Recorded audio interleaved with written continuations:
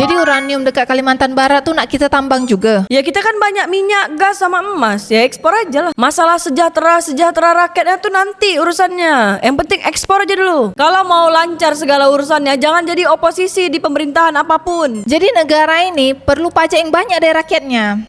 Negara nambang emas, gas, minyak, batu bara, nikel tuh kemana hasilnya? Kita nggak mikirkan itu beda. Yang penting negara ini harus mendapatkan pajak yang banyak. Indonesia nih kaya raya beda.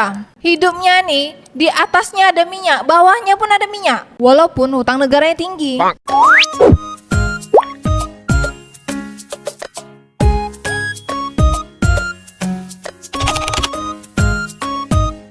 Prabowo sebut ekonomi Republik Indonesia tumbuh, tapi kekayaan dikuasai di bawah 1% penduduk. Perjuangan Halim, salah satu warga Indonesia, mencari kerja 3 juta per bulan. Kerja apa aja lah, yang penting dapat. Pak Prabowo kalau di forum-forum internasional selalu jujur akan keadaan di Indonesia. Kemudian nangis di forum internasional gara-gara kelaparan di Indonesia belum lagi teratasi. Meski berpengalaman sebagai sales marketing selama 7 tahun, ia kini menganggur dan siap menerima posisi serupa jika tersedia. Ia berharap gaji sekitar 3 juta agar bisa memenuhi kebutuhan hidup di tengah inflasi yang tinggi. Prabowo menyebut pertumbuhan ekonomi yang dicapai Indonesia 35% secara total itu belum menghasilkan pemerataan. Jadi macam kekayaan, kata dia masih terkonsentrasi di bawah 1% penduduk. Menurut Pak Prabowo, situasi ini bukanlah formula yang baik untuk keberhasilan bangsa. Selain Halim, banyak juga warga Indonesia yang berkata, dengan pengalaman 2 dekade di bidang distribusi bahan bangunan dan farmasi, ia membawa surat lamaran dan berharap dapat kerja di sektor marketing distribusi atau alat berat. Mereka menetapkan kriteria usia yang tidak membuat tekanan berat dan gaji sebesar 5 juta agar cukup membiayai kuliah anaknya. Tapi Pak Prabowo pun menegaskan bahwa di Indonesia yang diberkahi sumber daya alam melimpah macam hutan, tambang, dan komoditas penting di dunia harus memiliki pendekatan sendiri dalam mengelola ekonominya, terutama kerjasama dengan luar negara.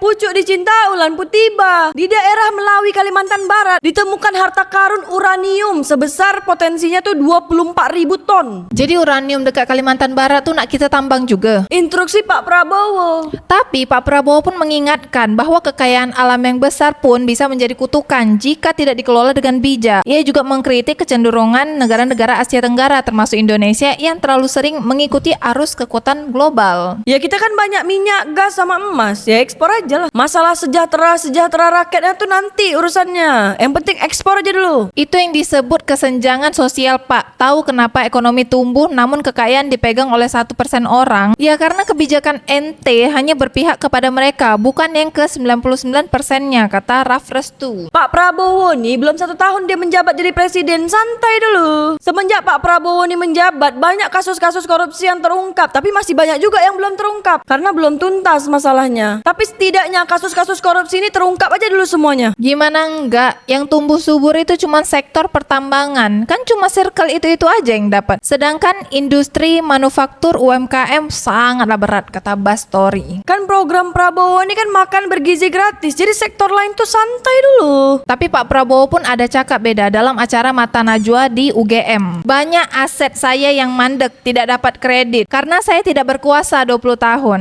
Siapa yang bilang gitu? Kata Pak Prabowo. Santai, kalau mau jadi oposisi memang kayak gitu prosesnya. Kalau mau lancar segala urusannya, jangan jadi oposisi di pemerintahan apapun. Tapi ngapain cerita begitu di situ ya? Bukannya itu urusan dapur yang seharusnya diberesin sendiri tanpa orang luar perlu tahu, kata Ruang Titik Koma.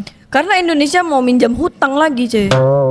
Tapi kan sekarang ada banyak perusahaan-perusahaan keluarga Prabowo ini udah ekspansi ke berbagai daerah yang ada di Indonesia. Terus solusinya apa, Pak? Please jangan omon-omon, Pak, kata Julia Andrea ini. Pak Prabowo belum 1 tahun menjabat jadi presiden, santai. Beberapa bulan lagi nih baru menjabat 1 tahun. Baru evaluasilah apa kinerjanya. Itu sudah tahu permasalahannya kenapa nggak diperjuangkan? Atau berita ini hanya pengalihan Iran versus Israel, kata Brother Inarma. Kalian warga Indonesia nih siap-siap aja dulu. Sekejap lagi BBM di Indonesia nih harga dia akan naik dan pemerintah akan cakap kalau itu gara-gara perang Iran dan Israel. Korang warga negara Malaysia, di saat perang Iran dengan Israel ini, BBM di Indonesia menjadi naik drastis gara-gara ada perang Iran dengan Israel.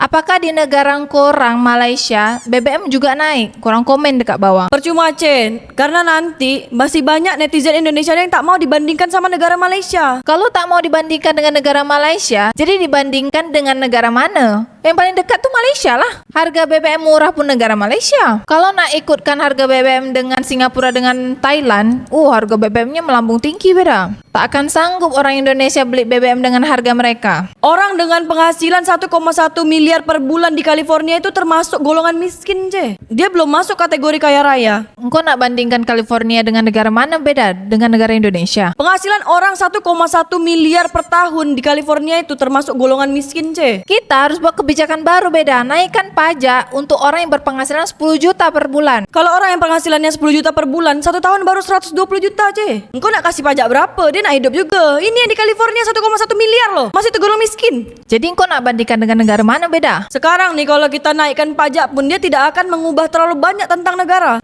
Tapi peluang mendapatkan uang banyak itu dari pajak-pajak rakyat beda. Jadi negara ini perlu pajak yang banyak dari rakyatnya. Negara nambang emas, gas, minyak, batu bara, nikel tuh kemana hasilnya? Kita nggak mikirkan itu beda. Yang penting negara ini harus mendapatkan pajak yang banyak. Di California tuh 2,4 miliar per tahun itu baru standar rata-rata, Ce. Tidak dikategorikan kaya atau miskin. Sekarang kita harus memikirkan rakyat yang dapat penghasilan 3 juta per bulan harus dikasih pajak. Jangankanlah 3 bulan, bahkan nih ada yang sebulan cuma 500 ribu gaji dia. Kita harus memikirkan rumah subsidi untuk rakyat yang luasnya hanya 10 meter. Kalau gitu, untuk menghemat anggaran negara, kita harus membuat kebijakan baru. Buat rumah subsidi untuk rakyat 3 meter persegi. Rumah subsidi 3 meter beda. Itu macam parkir mobil beda. Terus gaji di Konoha ini termasuk apa? Kalau di sana 1,1 miliar tuh sangat miskin, kata Arjun. Dijawab sama Oxblood, beda tipis sama Romusa, rombongan muka susah. Dijawab sama Ray, jawaban paling jauh yang gue baca, hahaha. Dijawab lagi sama Iqbal, karena biaya hidup di California tuh sangat tinggi, beda dengan di Indonesia, biaya hidupnya masih murah. Murah-murahnya 1 bulan 3,5 juga. Engkau gaji cuma 1,5, pinjol di mana-mana. Kau nih sembang, aku terajang nih kau.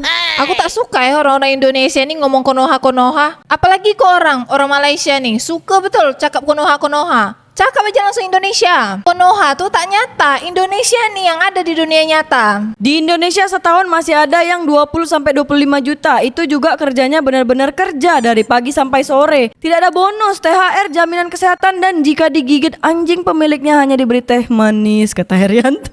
Dijawab sama Sam, kalau kena rabies jadi zombie. Di Indonesia masih banyak orang yang tak dapat pekerjaan. Kalau korang tak suka hidup di Indonesia, korang berampok saya dari Indonesia. Kau ni siapa nak usik-usik orang? Masih banyak orang yang berebut nak tinggal di Indonesia. Indonesia nih kaya raya beda. Hidupnya nih di atasnya ada minyak, bawahnya pun ada minyak. Walaupun hutang negaranya tinggi. Nah, atas minyak, bawah minyak, yang maju tetap siapa? Singapura. Majulah Singapura. Mereka orang California kalau di sini bisa berhak dapat rumah KPR subsidi 26 meter persegi. Buset, gue sebulan cuma 3 juta aja bisa terbilang bangkrut muda. Buat engkau yang berpenghasilan 3 juta per bulan, siap-siap kami akan membuat kebijakan baru untuk menaikkan pajak buat ke orang yang penghasilannya di bawah 3 juta. Engkau ni mewakili siapa cakap macam tu? Aku nih mewakili keresahan orang-orang yang tidak beriman kepada Fufafa. Yang semangat dong, yang semangat dong.